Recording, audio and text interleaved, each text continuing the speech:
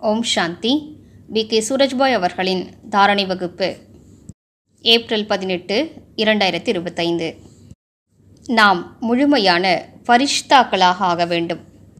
அதற்காக நிராகாரமானவராக, விகாரமற்றவராக மற்றும் அகங்காரமற்றவராக ஆக வேண்டியது மிகவும் அவசியமானதாகும். நடைமுறையில் அகங்காரமற்றவராக ஆவதிலிருந்து தொடங்குவோம். சுயத்திற்குள் ஒளிந்திருக்கும் அகங்காரத்தை கண்டறிவோம். கீதையில் தலைக்கணம், அபிமானம் மற்றும் அகங்காரம் என்று 3 விதமாக விளக்கம் கூறப்பட்டுள்ளது. சிலர் தலைக்கணம் பிடித்தவர்களாக இருக்கிறார்கள். இன்னார் மிகுந்த தலைக்கணம் பிடித்தவர், யாரிடமும் பேசுவதில்லை என்று கூறுகிறார்கள் அல்லவா? அடுத்தது அபிமானம். இன்னாருக்கு தனது செல்வத்தின் மிகுந்த அபிமானம் இருக்கிறது, தனது படிப்பின் அபிமானம் இருக்கிறது, இன்னாருக்கு தனது அழகின் அபிமானம் இருக்கிறது என்கிறார்கள். அடுத்தது அகங்காரம்.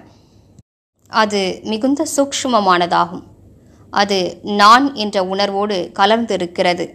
சூக்ஷ்மமான ரூபத்தில் மனிதருக்கு என்ன உணர்வு இருக்கிறது என்றால், நான் மிக பெரியவன், நான் இந்த குடும்பத்தின் தலைவன், நான் இன்சார்ஜாக இருக்கிறேன், எனது கட்டளை இல்லாமல் எதுவும் இங்கே நடக்கக்கூடாது.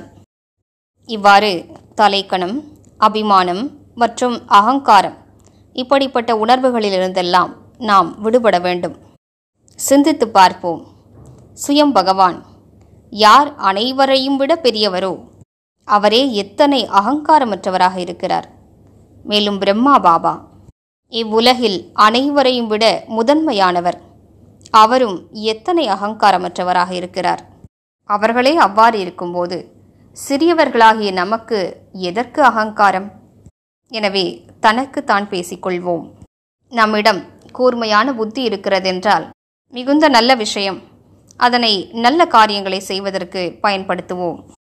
அதன் அபிமானம் நமக்கு இருக்குமானால் அந்த புத்தியின் சக்தி அழிந்து கொண்டே செல்லும்.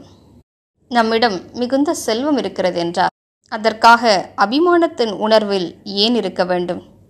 செல்வம் இருக்கிறது, நல்ல காரியங்களை செய்வதற்கு பயன்படுத்தி புண்ணியத்தை சேர்த்து கொள்வோம். பரோபகாரம் செய்வோம். நமது குடும்பத்தை சார்ந்தவர்களுக்காகவும் பயன்படுத்தி அவர்களுக்கு சுகமளிப்போம். சுயத்திற்காகவும் பயன்படுத்தி கொள்வோம். உலக நன்மையின் காரியத்தில் ஈடுபடுத்துவோம். உங்களிடம் அழகு இருக்கிறதென்றால் அதன் அபிமானம் இருக்க வேண்டிய அவசியம் என்ன? இந்த உடல்தானே அழகாக இருக்கிறது, நானோ இதிலிருந்து தனிப்பட்ட ஆத்மா ஆவேன்.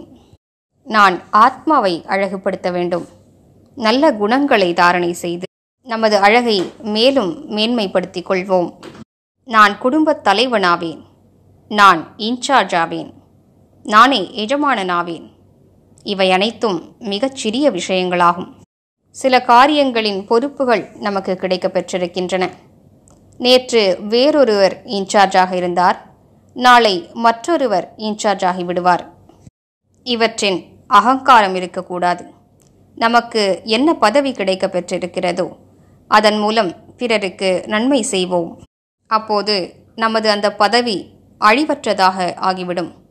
இந்த சிருஷ்டி சக்கரத்தில் மீண்டும் மீண்டும் நமக்கு உயர்ந்த பதவிகள் கிடைக்கப்பெறும். ஏனென்றால் உங்களுக்கு கொடுக்கப்பட்ட பதவியை பயன்படுத்தி நீங்கள் பலருக்கும் நன்மை செய்திருக்கிறீர்கள். எனவே சுயத்திற்குள் இருக்கக்கூடிய சூக்ஷ்மமான அகங்காரத்தை கூட கண்டறிந்து அதிலிருந்து விடுபடுவோம். அப்போதுதான் புத்தியில் தெய்வீக தன்மை வரும். வாழ்க்கையில் ஒளியும் சக்தியும் நிறைந்துவிடும். மேலும் அதன் மூலம்தான் அதிகமாக நாம் யோகத்தில் நிலைத்திருக்க முடியும். அதுவே நமது லட்சியமாகும். சின்ன சின்ன விஷயங்களின் அகங்காரத்தில் மாட்டிக்கொள்வோமானால் பெரிய விஷயங்களிலிருந்து வஞ்சிக்கப்பட்டு விடுவோம். இந்த சின்ன சின்ன விஷயங்களெல்லாம் அழியக்கூடியவையாகும்.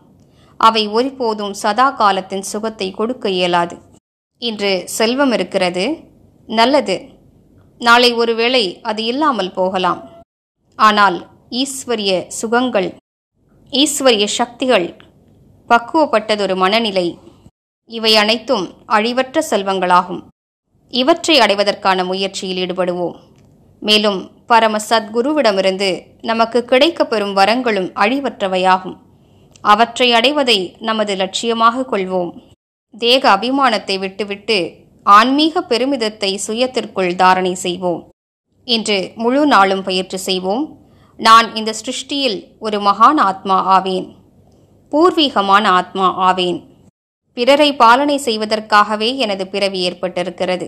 மிக உயர்ந்த காரியங்களை செய்வதற்காகவே நான் அவதரித்திருக்கின்றேன். மேலும் பாபாவிடமிருந்து சக்தி வாய்ந்த கிரணங்களை கிரகித்து கொண்டு மீண்டும் மீண்டும் முழு உலகிலும் பரவச் செய்வோம். முழு நாளிலும் இடையிடையே 5 நொடிகள் 10 நொடிகளுக்கு கூட இந்த பயிற்சியை செய்வோமானால் மிகப்பெரிய புண்ணியத்தை சேர்த்து கொள்ள முடியும். ஓம் சாந்தி.